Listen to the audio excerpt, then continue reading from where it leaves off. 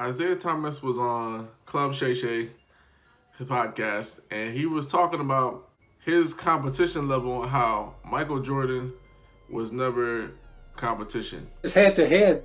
I was dominant over him. Right.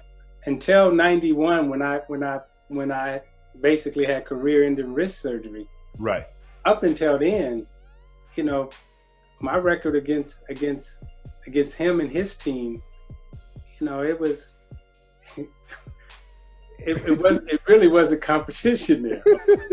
When I hear about this and everything like that, the way I look at it is this. You ever have two kids growing up? One kid is like already established, they're like 5 years old. Then there's a new baby coming into the house. And as we all know, when there's a new baby coming into the home, the older kids tend to get a little neglected. Not 100%, but for the most part, everybody wants to see the younger sibling. They come to see the younger sibling. They're no longer really thinking about the older sibling. They're not fawning over the older sibling, the only child anymore. It's, where's your brother? I want to see the baby. Who's the godfather? Who's the godmother? All the focus goes on the little baby. And what happens to the older sibling? They start throwing fits. They start wanting some of the things that the baby has, even though that they know they don't need it anymore. They want a bottle all of a sudden. If they're 4 years old, 3 years old, and they see the baby getting a bottle, they want a bottle. If they feel like the baby's monopolizing the parents' time, they want the parents' time. And that's what I attribute Isiah Thomas' comments to. Isiah Thomas is elder statesman for Michael Jordan, so to speak, because Isiah was successful before Mike. So Mike was looking up to Isiah Thomas, honestly. And one thing that I'll never take away from the Pistons really created MJ in the form that we've seen in his prime, because without the Pistons, MJ doesn't ascend to that higher level because he had to become way tougher. So I'll give him that. But to say Mike was never competition is very disingenuous.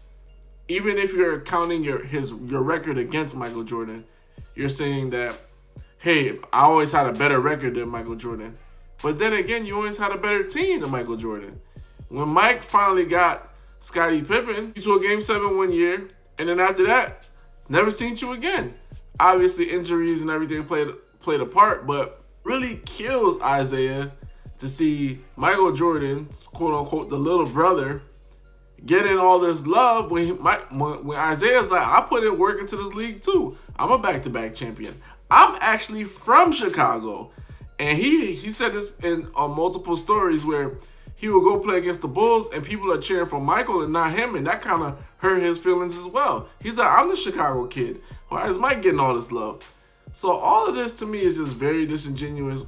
Once again, if Mike was just your competition and you guys didn't worry about him, why did you guys create the Jordan rules? These are all little things that are showing that they had a lot of respect for Mike, even though that he didn't have a great team. You got to understand who he had around him at the time. It wasn't anybody great. So once he got somebody that was serviceable and Scottie Pippen, now it's a different story. So I could understand Isiah Thomas saying like, hey, when Mike was in the league, we had a lot of success against him. But he never really says the after part. He always says how Mike got eliminated and we beat him there. But he never speaks about we got swept. And Mike, we really took the torch there. Or he never says like, Mike did something we never could do. He three-peated. He's always trying to downplay Mike's success. And that within itself is harmful to the game because you'll never, besides the whole Team USA thing, you'll never hear Michael Jordan say Isiah Thomas wasn't a great point guard. Or my record, I am better than Isiah Thomas because of this. He never says that. But for some reason, all these guys, they always want to say how they're better than Mike. They always want to say how Mike is not the GOAT, even though Mike never called himself the GOAT. There's no medium where you can see Michael Jordan say, I'm the best player of all time. If you can find it, I'll give you $1 for sure. But there is none. And that's I think that's what's eating up Isiah Thomas. Is just like my quote unquote little brother, he's getting all this love. People want to see him, and I'm getting forgotten. The likes of me are getting forgotten. Yeah, Magic gets his love, but now Steph Curry's out here. and Damian Lillard's out here, and all these other guys. Like Curry has 3 rings, I have 2. Even though I was a bus driver, like people are starting to feel like other people are creeping up on my legacy. So let me knock down Mike just a little bit, just a little bit. And I don't think it's anything on purpose. I just think that that's how he feels. He's like, man, we used to whoop him on Mike and this, that, and the third, but you got to remember, he's not the same guy. And that's sort of like the big brother, little brother relationship. After you two are siblings, what happens? Teenagers, adulthood. So when you guys become adults, you can't approach your little brother the same way. You know, maybe he has a wife and a family now. You can't talk to him any kind of way. You got to approach him with respect. Yeah, you can tell stories or whatever, but then you got to accept the fact that he's a man as well.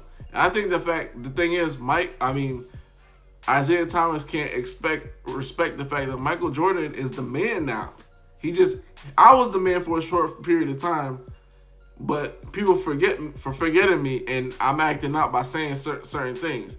This is no disrespect to Isiah. I love his basketball acumen. He's one of the greatest players of all time as well, especially one of the great point guards. Top 3, top 2, honestly top 2 if you really want to get real about Magic and him. This is the problem with the way he's approaching everything. He's focusing on the early history. He's not focusing on the totality.